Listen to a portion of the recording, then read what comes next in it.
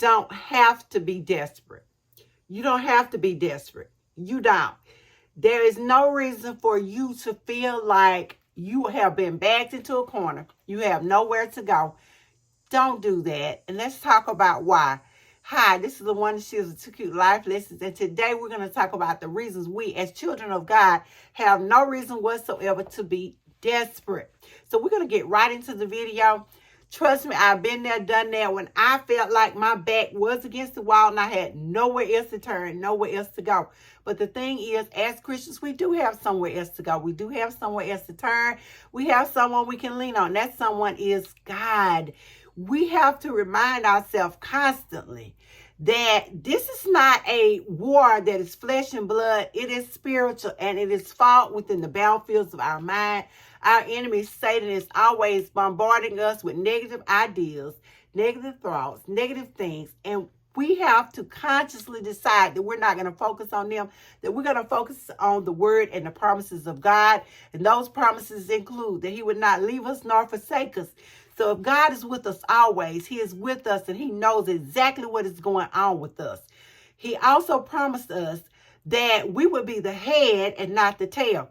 And don't get me wrong, I do understand when you're sitting there and the bills are piling up and you're looking at your bank account and it's at a minus and you're saying, but God, you promised me.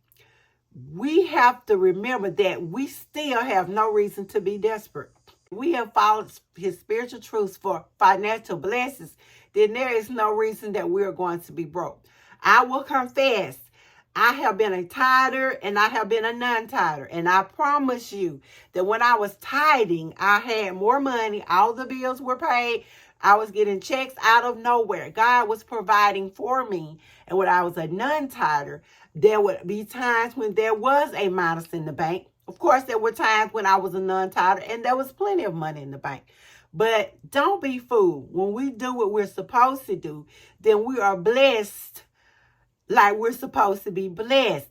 We have no reason to be desperate. If anybody had a reason to be desperate, it would have been Joseph, who was cast into prison, but he did not despair. He did not become desperate. I'm not going to say he didn't have moments of frustration. I'm not going to tell you that there weren't times when he wasn't angry or confused, because we don't know. We weren't there.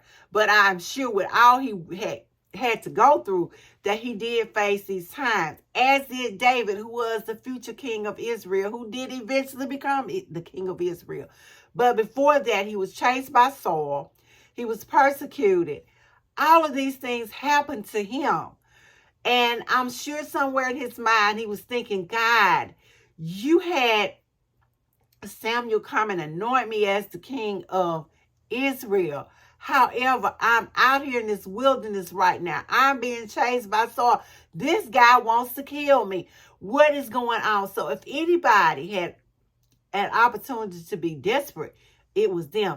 Or the Jewish people, when Haman was going to come going to come murder them. I mean, he got a decree from the king that gave him permission to do just that. These are times, as they say, that try men's souls. But we have to remember our source.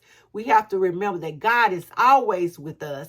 He knows exactly what we need. He knows exactly what we need, and he will provide for us. As we're told in the scriptures, how much more will God give us his children than those evil people who give their children good gifts? God loves us. He wants what's best for us, and he is working all things out for our good. Let it be easy to go over to that mental place that we don't need to be. This is the place where a lot of people give up hope and commit suicide. But those are all tricks of the enemy, and we don't need to fall for them. God knows what we need. God sees what we need. He is there with us.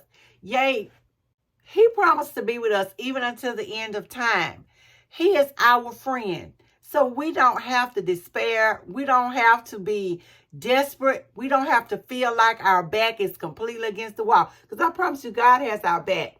It says, yea, though I walk through the valley of the shadow of death, I will fear no evil. And he goes on. It's David's psalm. And Psalms 23. It's a familiar one.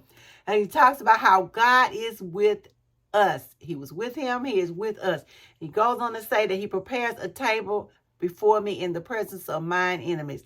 So let us hold fast to that. Let's hold fast to Psalm 91 that says God will give his angels charge over us lest we dash our feet against a rock.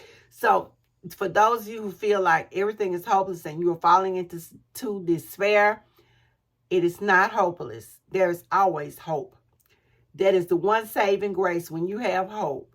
And if we must, let us be like the Hebrew boys who were thrown into the fiery furnace, who said, our God is able to save us, and even if he don't, they knew he was able to do it.